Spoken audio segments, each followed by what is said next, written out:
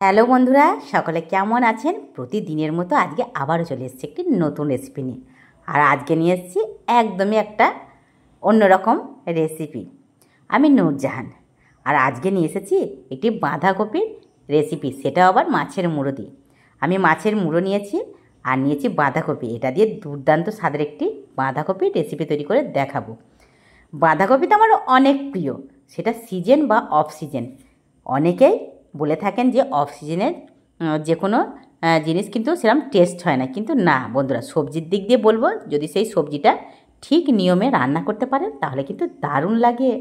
দেখতেই পাচ্ছেন এই বাঁধাকপিটা আমি ঝটপট রান্না করে নেব। প্রথমে আমি কেটে নেব, তারপর এটিকে আমি রান্না করার কাছে চলে যাব। এই নিয়েছি মাছের মাথা দুটো, কাতলা মাছের মাথা নিয়েছি আমি, আর নিয়েছি বাঁধাকপি। এই কাতলা যে মাছগুলো সেগুলো আমি মশলা মাখিয়ে লবণ আর হলুদ দিয়ে ভেজে নেব। আর বাঁধাকপিটা ছোট্ট ছোট্ট করে কেটে নেব, কারণ বাঁধাকপিটা না কাটলে তো রান্না করা হবে না। এই কারণে চলুন আর কথা না বাড়িয়ে বাঁধাকপিটা ঝটপট কেটে নিই। আর বাঁধাকপির মধ্যে কিছু আলুও দেব, কারণ এর মধ্যে দু একটা আলু দিলে খেতে খুব ভালো লাগে। বাঁধাকপিটা কেটে নিচ্ছি। আমার অনেক বন্ধুরা আছেন যারা হয়তো আলু খেতে পারেন না, সুগারের রোগী, হয়তো আলু তাদের খাওয়া বারণ। সেই সকল বন্ধুদেরকে বলবো, যদি আলু না খেতে চান তাহলে আলুটা না দিলেও কোনো সমস্যা নেই। তারপরেও বাঁধাকপিটা এই নিয়মে রান্না করবেন, দেখবেন দুর্দান্ত লাগবে। আর ভাত, রুটি, যে কোনো জিনিসের সঙ্গেই খেতে পারবেন।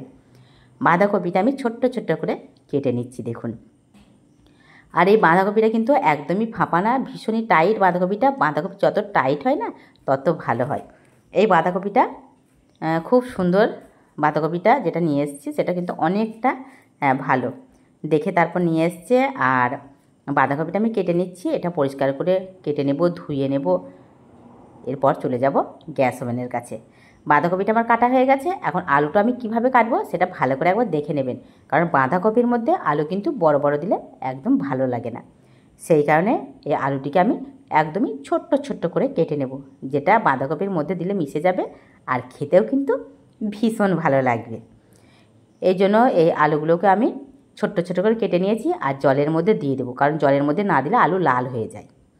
আর আমি চলে এসেছি গ্যাস ওভেনের কাছে। এখানে গ্যাস ওভেনটাকে অন করে একটা কড়াই বসিয়ে দিয়েছি। আর এর মধ্যে দিয়ে দেবো আমি বাঁধাকপি, যেগুলো ভালো করে ধুয়ে পরিষ্কার করে নিয়েছি। আর দিয়ে দেবো আলু। এই আলু আর বাঁধাকপি দেওয়ার পর এর মধ্যে দিয়ে দেবো আমি জল। আমি বড় কাপের 1 কাপ জল দিয়ে দেবো। এই জল দিয়ে বাঁধাকপিটা আমি সিদ্ধ করে নেব।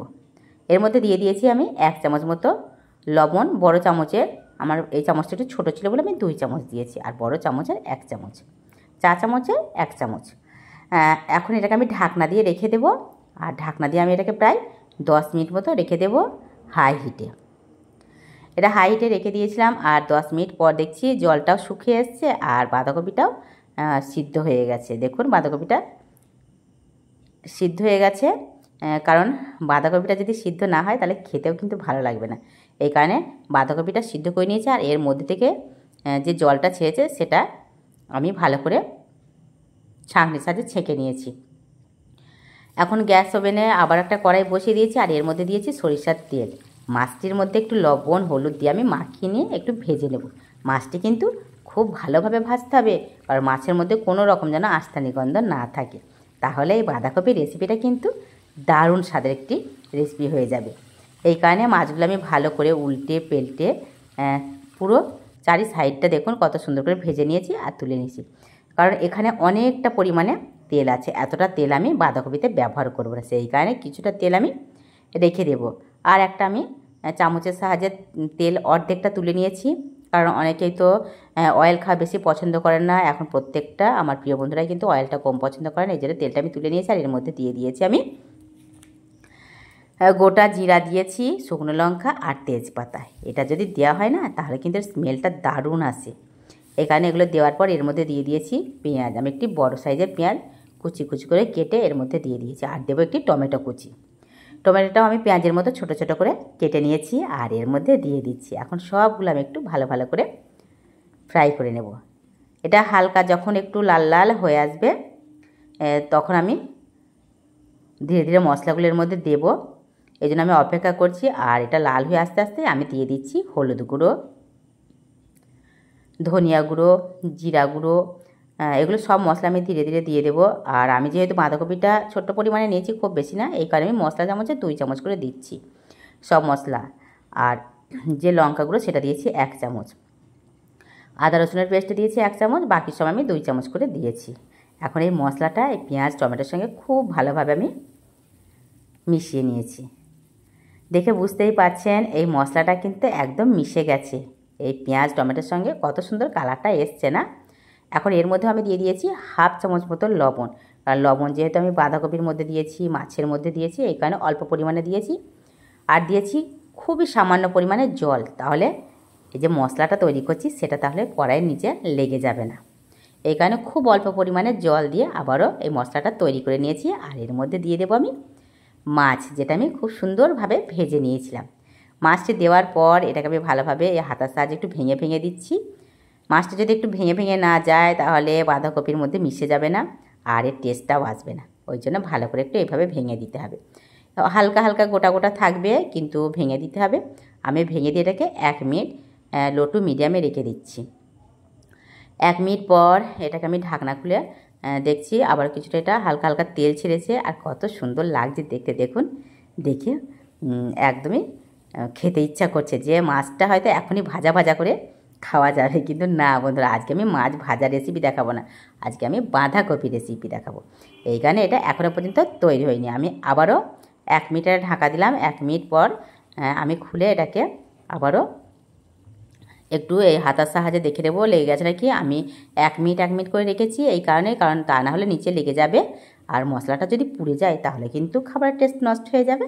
এই জন্য আমি 1 মিনিট করে 2 মিনিট ধরে এটা নাড়াচাড়া করে নিয়েছি। আর এখন দিয়ে দেবো সিদ্ধ করে রাখা বাঁধাকপি আর আলু, এখানটা দিয়ে এর সঙ্গে খুব ভালোভাবে মিশিয়ে নেব। এখন বাঁধাকপিটা এই মশলার সঙ্গে আমি ভালোভাবে দেখুন মিশিয়ে নিচ্ছি ধীরে ধীরে। আর এর কালারটাও কতটা চেঞ্জ হয়ে এসছে, দেখতে যেমন সুন্দর লাগছে, খেতেও কিন্তু ভীষণ ভালো লাগবে। এই কারণে অবশ্যই তৈরি করবেন, সেটা সিজন হোক আর অফ সিজন। হাতের কাছে যখন যে সবজি পাবেন তখন সেই সবজি তৈরি করে খেতে হবে। আর বাঁধাকপিটা কষানো হয়ে গেছিলো, এখন এর মধ্যে দিয়ে দিয়েছি আমি জল। কারণ বাঁধাকপিটা তো সিদ্ধ হয়ে আছে পুরোপুরিভাবে, এই জন্য খুব বেশি এর মধ্যে আর জল লাগবে না। এখন আমি ঢাকনা দিয়ে রেখে দেবো প্রায় 10 মিনিট মতো, লো টু মিডিয়ামে রাখবো, তাহলে ধীরে ধীরে হয়ে যাবে।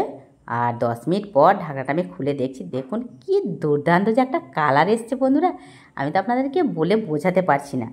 আর দারুণ লাগছে স্মেলটা, দেখেই কিন্তু খেতে ইচ্ছা করবে। এই ধরনের বাঁধাকপি যদি একবার তৈরি করেন বাড়িতে, তাহলে সিজন অফ সিজন সব সিজনেই তৈরি করে খাবেন। এই কারণে আর দেরি করবেন না, তৈরি করুন আর খেয়ে দেখুন যে আপনাদের কেমন লাগে। আমি এটাকে নামিয়ে নিয়েছি আর পরিবেশন করার জন্য রেডি করে নিয়েছি। দেখুন কি দুর্দান্ত হয়েছে, একটা দুর্দান্ত স্বাদের রেসিপিটা বাঁধাকপির